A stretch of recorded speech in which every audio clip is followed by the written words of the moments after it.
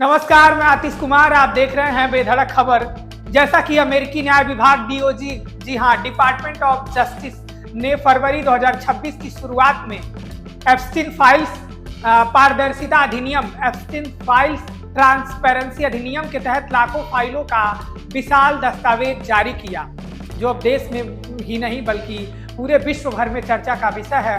Epstein files के एक के बाद एक संवेदनशील खुलासे से कई देशों के हाई प्रोफाइल शख्सियत के नाम जुड़े हुए हैं। ट्रंप और बिल गेट्स से लेकर यूरोप, मिडिल ईस्ट, यहाँ तक कि अफ्रीका और एशिया के कई देशों के प्रोमिनेंट राजनेता, कारोबारी, आर्टिस्ट, यहाँ तक कि शिक्षाविद और साइंटिस्ट तक की इसकी आवाज पहुंची है, उन तक भी इसकी आवाज पहुंची है। एप्स्टीन फाइल्स के एक ईमेल मैसेज में प्रधानमंत्री नरेंद्र मोदी और जेफरी एप्स्टीन की मुलाकात का भी दावा किया जा रहा है। या हम क्लियर कर दें, प्रधानमंत्री मोदी का जिक्र इजराइल दौरे के संदर्भ में उनका नाम इसमें आया है, जिसे भारतीय विदेश मंत्रालय ने सिरे से गलत बताया है, इसे खारिज किया। उधर अमेरिकी राष्ट्रपति डोनाल्ड ट्रंप ने भी कहा है कि उनका जेफरी एप्स्टीन से कोई लेना देना नहीं था। ट्रंप ने दावा किया है कि अमेरिकी न्याय विभाग द्वारा जारी की गई फाइलों से साजिश के तहत जारी की गई। अब बताइए, जो अमेरिकी न्याय विभाग ने जिन फाइलों को जारी किया है और डोनाल्ड ट्रंप ने जिस कानून पर हस्ताक्षर कर उस कानून को पास किया है, अब अपना नाम आने के बाद उसे ही वो फर्जी बता रहे हैं। जाहिर सी बात है कि राजनीतिक रूप से उनको नुकसान पहुंचेगा। उनका मकसद उन्हें राजनीतिक रूप से नुकसान पहुंचाना और चुनाव हराना था, ट्रंप का कहना है। बहरहाल, हाल ही में सामने आए इन दावों और अमेरिकी यौन अपराधी और मानव तस्कर जेफरी एप्स्टीन और एक बार फिर चर्चा में ला दिया है।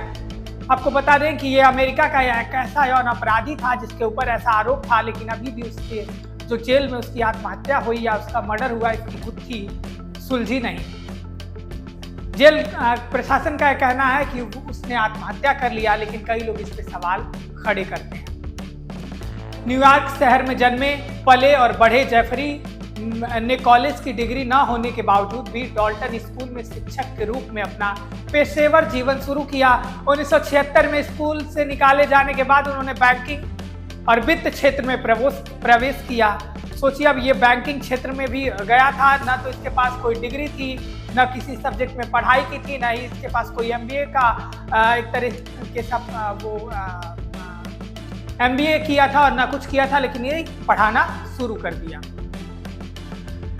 अपनी खुद की फर्म शुरू करने से पहले पीयर रिटर्न्स में भी विभिन्न भूमिकाओं में काम किया। जेफरी ने एक कुलीन सामाजिक दायरा बनाया और कई महिलाओं और बच्चों को लाना शुरू किया, जिनका उसने और उनके सहयोगियों ने मिलकर यौन शोषण किया। एप्स्टीन की मौत 2019 में हो चुकी है, लेकिन मृत्यु के 6 साल बाद भी एक पश्चिम की फाइलों में कई सारे राज खुल रहे हैं। सरकारों, नेताओं, बिजनेसमैन और नामी गामी हस्तियों के लिए जो परेशानी का सबब बन रहे हैं। अमेरिकी संसद के दोनों सदनों में, हाउस और सीनेट में, एक कानून पास किया गया जिसे न्याय विभाग को सभी फाइलें जारी करने का आदेश दिया गया। आपको बता दें कि नवंबर में इस फाइल पर ट्रंप ने ही हस्ताक्षर किए। दरअसल 2008 में एक 14 साल की लड़की के माता पिता ने पुलिस को बताया कि जेफरी एप्स्टीन ने उनकी बेटी के साथ उनके पॉम बीच वाले घर पर यौन हिंसा हुई। नाबालिग से सेक्स करवाने के आरोप लगे, और इसके बाद में दोषी भी ठहराया गया और सेक्स अपराधी के रूप में रजिस्टर किया गया। इसके बाद एप्स्टीन फाइल्स में फ्लोरिडा में अभियोजक में एक समझौता किया गया और इसकी वजह से उसे ज़्यादा जेल नहीं हो पाई।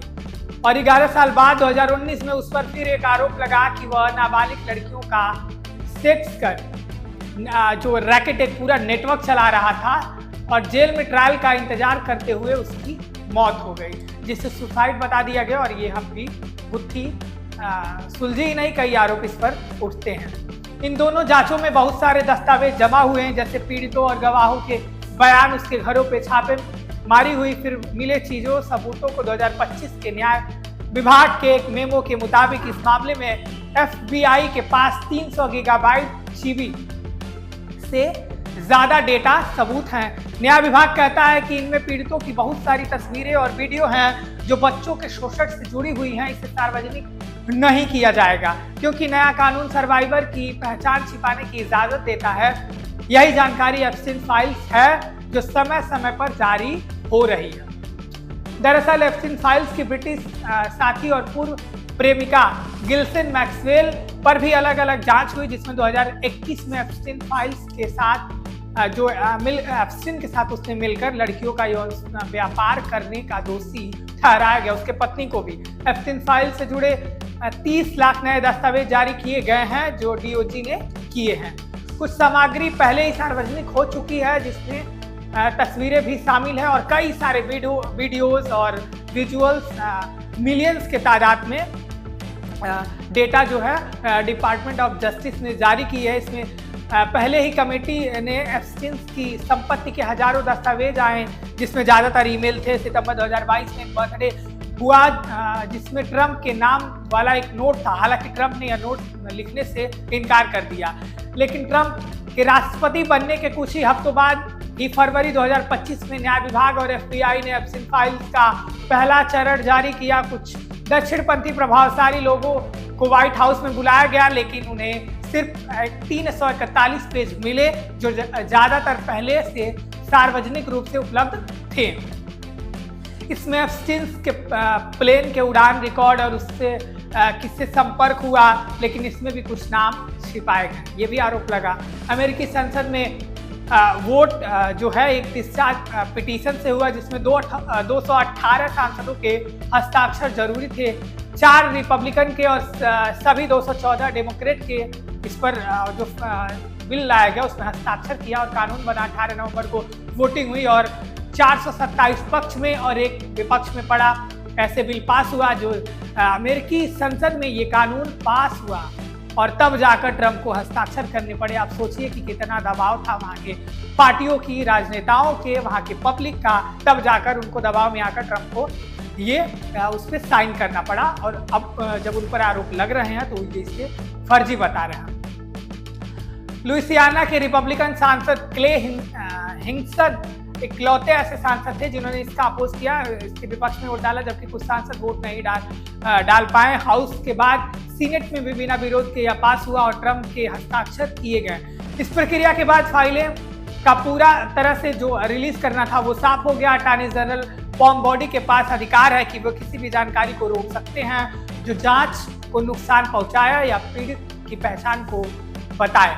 कानून में कहा गया है कि व्यक्तियों की जानकारी को रोका छिपाया जा सकता है जो साफ तौर पर निजात और अनुचित तौर पर हस्तक्षेप करता होगा। तब आम लोगों के मन में कई ऐसे सवाल हैं जिसे अभी भी जवाब नहीं मिल पाए हैं, जैसे फ्लोरिडा में एप्स्टीन को इतनी हल्की सजा क्यों दी गई, ये भी एक सवाल बना हुआ है। क्या इस काले कारनामे के पीछे सिर्फ एप्स्टीन और मैक्सवेल ही हैं? और उससे जेल में आत्महत्या की आखिर कैसे कर ली? और वो वीडियोस कहाँ गए? सीसीटीवी अगर जेल में आत्महत्या की तो उसके उपलब्ध करवाए जाने चाहिए, लेकिन उस दिन कैमरे काम ही नहीं करते हैं। बताया जेल प्रशासन की तरफ से यही जानकारी आई कि कैमरे काम ही नहीं करते हैं। तो एक तरह से आप कह सकते हैं कि जब इतने प्रभावशालियों के ऊपर इतने गंभीर और संगीन आरोप लगते हैं तो कानून भी उनके सामने नतमस्तक हो जाता है। इन सारी फाइल्स को जो थे उसे नजरअंदाज कर दिया गया था इतने सालों तक। इन फ्लाइट्स और रूट्स छिपे हुए जो यात्राएं की गई एक तरह से फ्लाइट्स के तहत, और कई सारे रिकॉर्ड भी आए, लेकिन उसे नजरअंदाज किया गया। ताकतवर और प्रभावशाली लोगों के लिए अलग अलग कानून आखिर क्यों होते हैं, ये भी सवाल बना हुआ है। क्या इन खुलासे से पीड़ितों को अब इंसाफ मिलने की उम्मीद है? एप्स्टीन मामले में हमें सिस्टम की किन कमजोरियों का जो याद दिलाती हैं? फ्लाइट में लॉक बंद हो सकते हैं, मगर सच की यात्रा अभी खत्म नहीं हुई है। न्यूयॉर्क शहर में जन्मे और पले बड़े जेफरी ने जिसके पास एक कॉलेज की डिग्री नहीं थी, जिसने ना तो कोई अर्थशास्त्र इकोनॉमी की पढ़ाई की थी, अपना खुद का फॉर्म बनाता है, एक तरीके का आइसलैंड में एक हाउस लेता है और उसमें सारे प्रभावशाली लोगों को, कई सारे देशों के बड़े बड़े लोगों को, बिल गेट्स का से लगाए कई सारे साइंटिस्ट को बुलाता है और उसमें ये गंभीर आरोप लगते हैं कि यौन शोषण बच्चियों के, नाबालिग बच्चियों का यौन शोषण कराया जाता है। इन सारी गुत्थियों को सुलझाना बेहद जरूरी है, लेकिन कई सवाल विश्व भर के नेताओं से खुल रहा है और यहाँ हमें ये ध्यान रखना होगा कि आंख बंद कर किसी पर भी भरोसा नहीं किया जा सकता। ये काले कारनामे यौन शोषण के जब सामने आ रहे हैं तो सारे नेता, सारे विश्व के प्रभावशाली लोग इसे नजरअंदाज कर रहे हैं, लेकिन ये जो एप्स्टीन फाइल्स में जिन पीडीएफ में ये सबूत मिल रहे हैं उसे नजरअंदाज नहीं किया जा सकता।